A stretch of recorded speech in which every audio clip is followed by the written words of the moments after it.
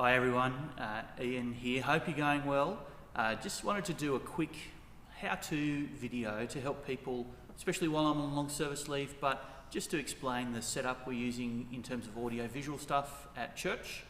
And so this will be a reference for people who are kind of taking over for the next little while, but also into the future. I'm going to do 4 things.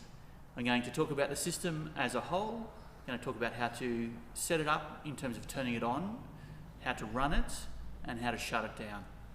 In terms of the system as a whole, it centres around a laptop, which is on the table behind me, that's connected to the internet through a Wi-Fi router. It's connected to the sound desk and the PA system. It's also connected to the projector.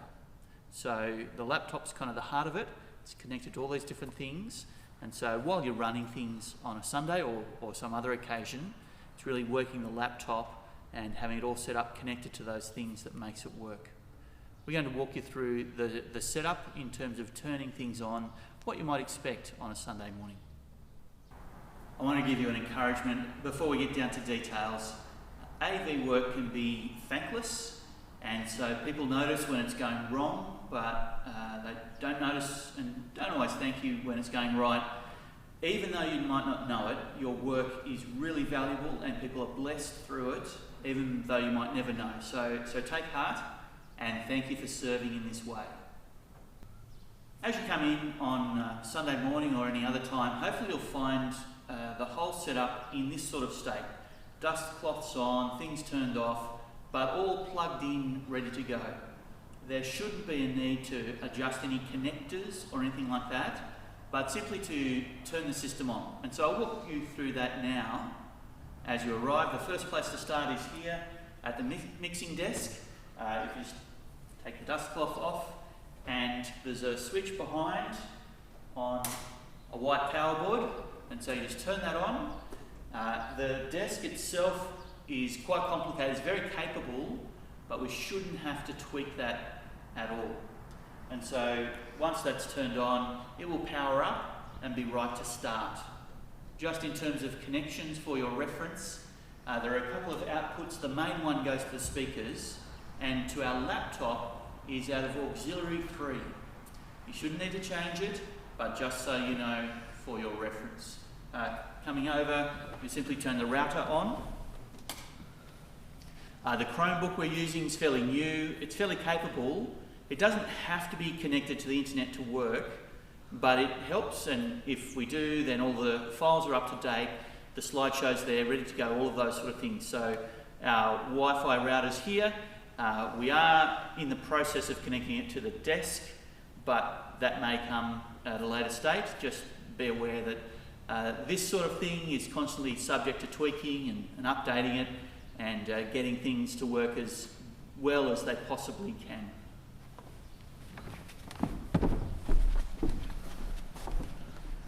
Coming around to this table, if you just take the dust cloth off and store that, if you turn the projector on and open up the laptop, and that's all there is to turning things on. We'll move in a moment to talk about how to get things running and how to run them in terms of the software. And so, because it's a Chromebook, everything's working in a browser, and it works really well, but there are a couple of things just to be aware of. The signal to the projector is a separate tab to what's happening on the screen here.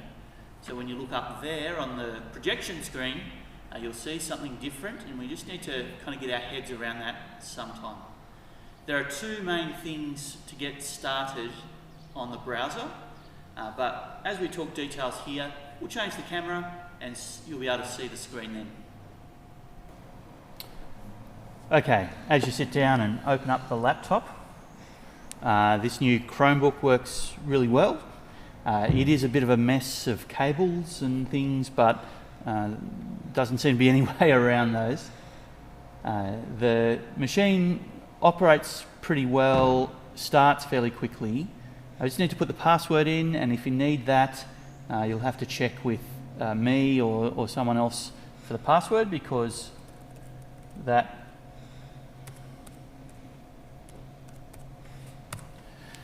might be subject to change.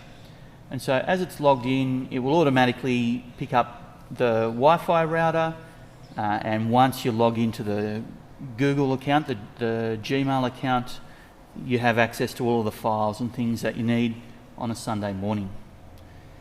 And so as things warm up here, there are two things to get started.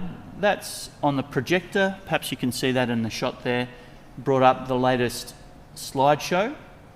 And so up on the projector is different to what you see on the screen. It's as if the screen here is over to the right. Those who've used that before will be very familiar with it. And so it's simply a matter of clicking present. And once kind of that window is active, you can just press spacebar and advance through the slides like that. And all of the videos just load and go as per normal. On this laptop screen though, we'll start a new window here.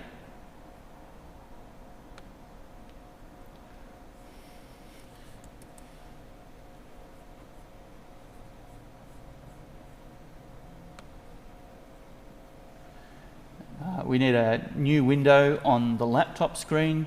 We've got the slideshow going on the projector, and this one needs to go to YouTube, to the home page there. And so that S is for St Paul's Presbyterian Church, Mudgee Hill End, and that takes us, if we go to our channel, that's the Mudgee Presbyterian login.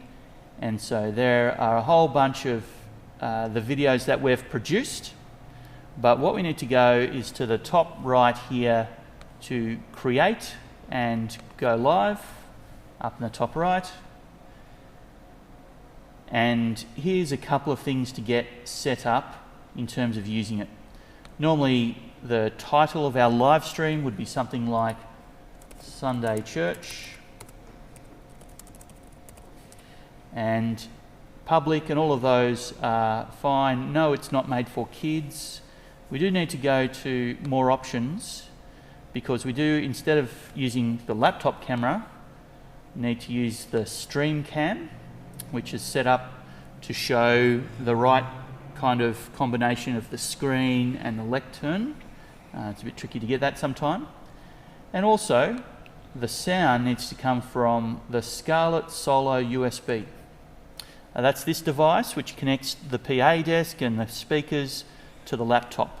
You'd provide sound to the PA from the laptop, but also from the lectern to the live stream. And so that's a really useful device. You click next. It takes a thumbnail shot just to show people what is happening. And hopefully we click go live and it's live. That's been a little bit unstable.